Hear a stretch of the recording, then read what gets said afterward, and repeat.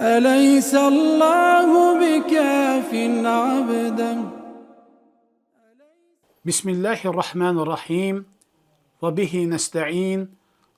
Ve salatu ala rasulihil amin. Esselamu aleyküm ve rahmetullahi ve berekatuhu.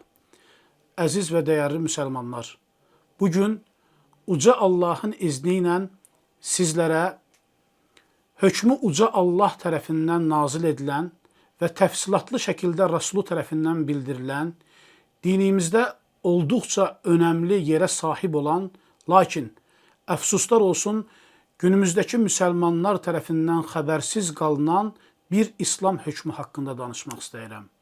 Bu, çoxlarımızın vəsiyyət kimi bildiyi İslamda miras hüququdur.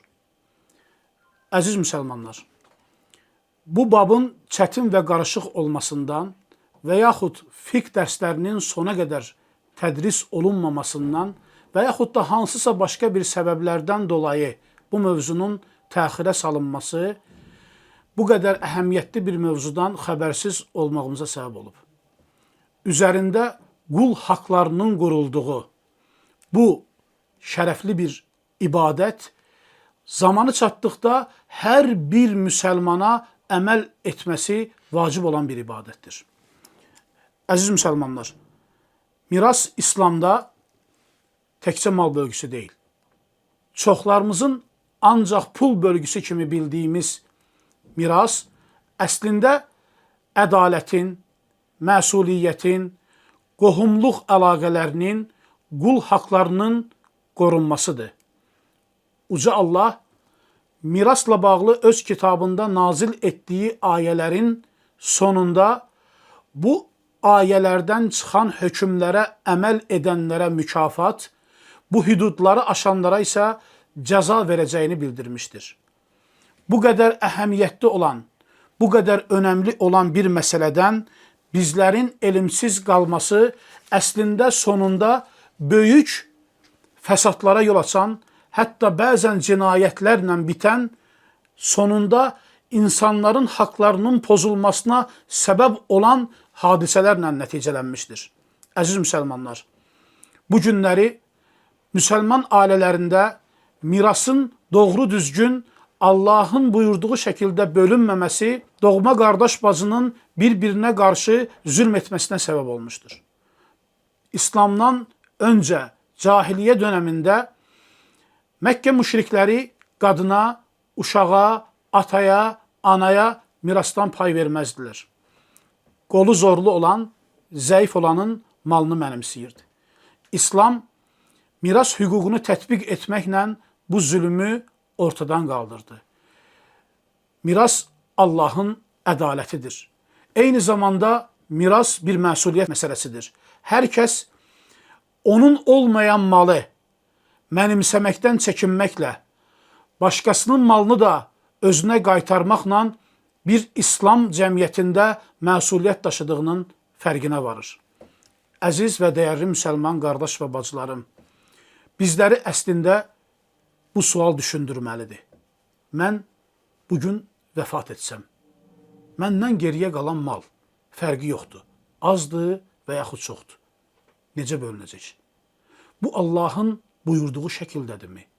Yoxsa biz bunu nəfsi istəklərimizə görə böləcəyik? Unutmayın, yaşadığımız cəmiyyətdə əfsuslar olsun, hətta müsəlmanların arasında belə miras adətlərə, nəfsi istəklərə, ailə prinsiplərinə görə bölünür. Bunların hər biri Allah və Rasuluna qarşı gəlməkdir.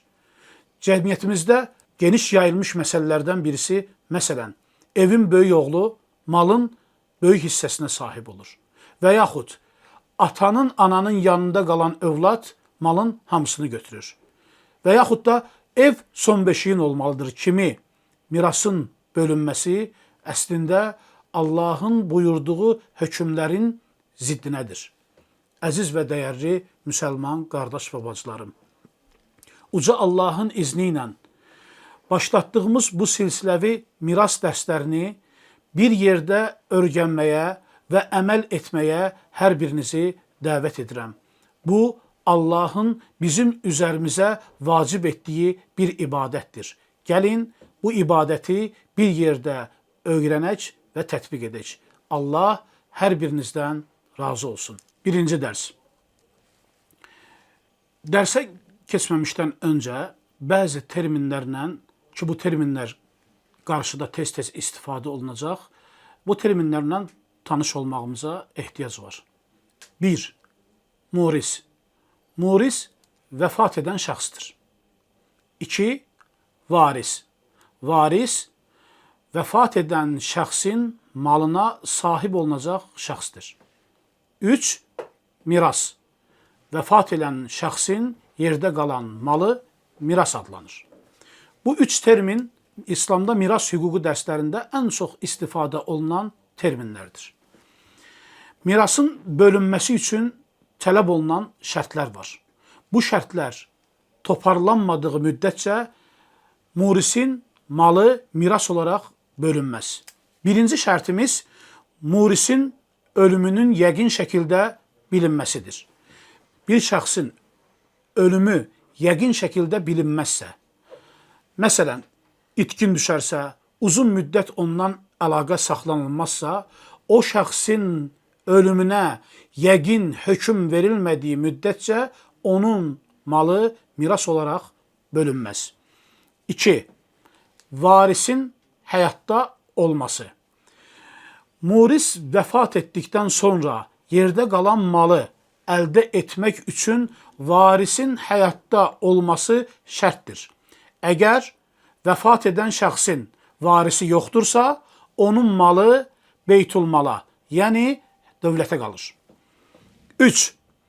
Mirasçılıq səbəbinin olması. Bu səbəblər də özləri bir neçə yerə bölünür. Birinci səbəb kəbin. Kəbin, iki yad şəxsin bir-birinə varis olmağının səbəbidir.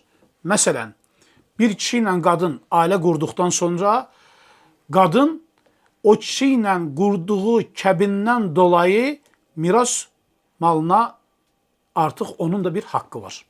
2. Qohumluq. İstər ata bir, ana bir doğmalıq, istərsə də ata bir, ana ayrı ögey qohumluq mirasdan pay almağa səbəbdir. 3. Vəla, yəni azad olunmuş kölə. Bir şəxs öz köləsini azad edərsə, bu kölə azad olunduqdan sonra hansısa bir mala sahib olarsa və sonra o kölənin heç bir varisi olmazsa, o kölə vəfat etdikdən sonra o kölənin malı miras olaraq onu azad edən ağasına qalır.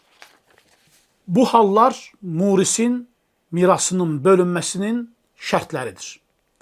Bəzi hallar da var ki, bunlar mirasın bölünməsinə mane olan şərtlərdir. Bu şərtlər, bu maniyələr olduğu müddətcə miras heç bir halda bölünə bilməz. 1. Köləlik. Kölələrin mülkiyyət haqqı olmadığından dolayı əldə etdiyi mal olsa da belə, bu mallar ağasına keçər. Kölənin mirasdan pay alması icazəli deyil. 2. Qatil. Varis murisi öldürərsə, misal olaraq, oğul atanı öldürərsə, bu zaman oğul, yəni varis mirasdan məhrum edilir. Ona heç bir miras verilmir. Misal olaraq, bir ata zəngindir, lakin bir övladı var, ata onu övladlıqdan uzaqlaşdırıb mənəvi olaraq. Bir zaman içərisində o övlad atasını öldürərək onun mirasını əldə etməyə çalışır. Bu zaman bu isbat olunduqdan sonra o övlad mirasdan məhrum edilir. Necə ki, Allahın Rasulü ona Allahın salamı olsun buyurmuşdu ki, qatil üçün mirasdan heç bir pay yoxdur. Üçüncü səbəb din fərqidir. Allah Rasulü aleyhisselam buyurur ki, müsəlman kafirə, kafir də müsəlmana varis olmaz. Bu, cumhurun rəyidir. Məzhəb imamları bu məsələdə kafirdən müsəlmana, müsəlmandan da kafirə miras qalmaz deyə buyurmuşdular. Lakin Şeyxülislam İbn Teymiyyə, eləcə də tələbəsi İbn Qeyyim, Allah hər ikisindən razı olsun, bu barədə varid olmuş bir əsəri qeyd edərək buyurmuşdular ki, Muaz bin Cəbəldən və Muaviyyədən, Allah hər ikisindən razı olsun, gələn xəbərlərdə müsəlman kafirə varis ola bilər nəqlini bizlərə buyurmuşdular. Səbəb olaraq da buyurmuşdular ki, İslam küfürdən daha üstündür. Üstün olan altda olandan götürə bilər. Bu səbəbdən də müsəlman kafirdən varis olaraq miras əldə edə bilər görüşünü müdafiə etmişdilər. Dördüncü, mürtəd. Mürtəd, İslam dinini qəbul edib, sonra o dindən çıxan şəxsə mürtəd deyilir. İslam dinində cumhurun rəyinə görə, yəni üç məzhəbin rəyinə görə, Şafilər, Maliklər və Həmbəllərə görə insan, Allah qorusun, mürtəd olarsa, onun malı tamamiliklə beytulmala, yəni dövlətə qalır. Hənəfilər bu məsələdə təfsilata gedərək deyibdilər ki, əgər insanın mürtədlikdən öncə İslam dönəmində qazandığı mal, əldə etdiyi mal varsa, bu onun varislərinə çatır. Mürtədlikdən sonra əldə etdiyi, qazandığı mal varsa, bu mal beytulmala, yəni dövlətə qalır. Şeyxülislam İbn Teymiyyə bu məsələdə buyurur ki, beytulmala qalan mal da varislərinə verilməsi daha layiq, daha üstün olan görüşüdür. Və beşinci maniyə, ölüm vaxtının bilinməməsi. Dörd məzhəbin ittifaqı ilə, əgər ölüm varislə muris arasında eyni vaxtda baş verən bir hadisədə, bir qəzada ölüm olarsa, varisin və ya murisin hansının əvvəl öldüyü bilinməzsə, bu zaman qarşılıqlı miras yoxdur.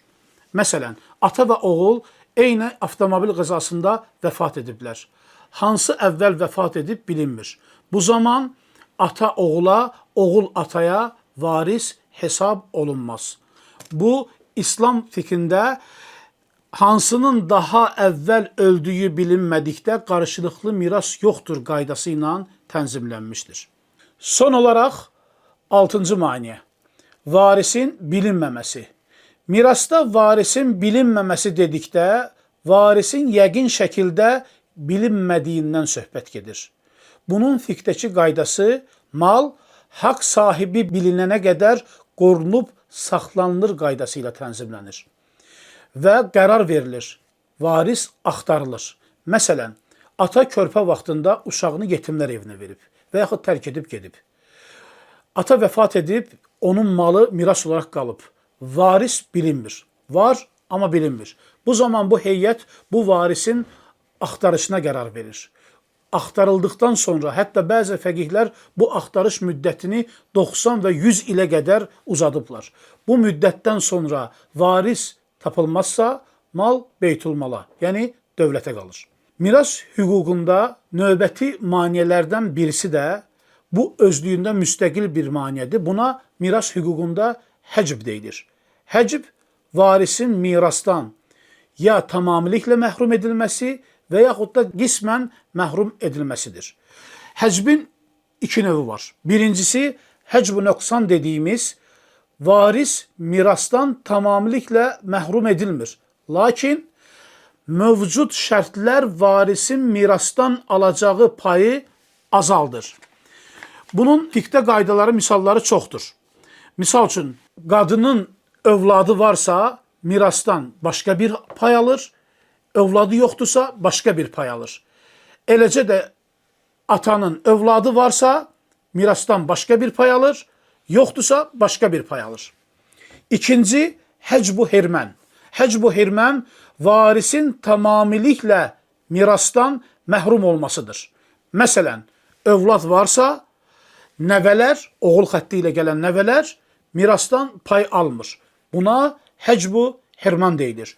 Ümumi olaraq fəqihlər bu qaydanı ən yaxın varis, uzaq olan varisin hökmünü ortadan qaldırır deyə qeyd ediblər. Əziz müsəlmanlar, miras hüququ ilə bağlı olan birinci dərsimiz bu qədərdir. Doğru Allahdan, yanlış məndən və ya şeytandandır. Allah hər birinizdən razı olsun, dinləyib əməl etməyə müvəffəq etsin. Esselamu aleykum və rəhmətullahi və bərəkatuhu. أليس الله بكاف عبدا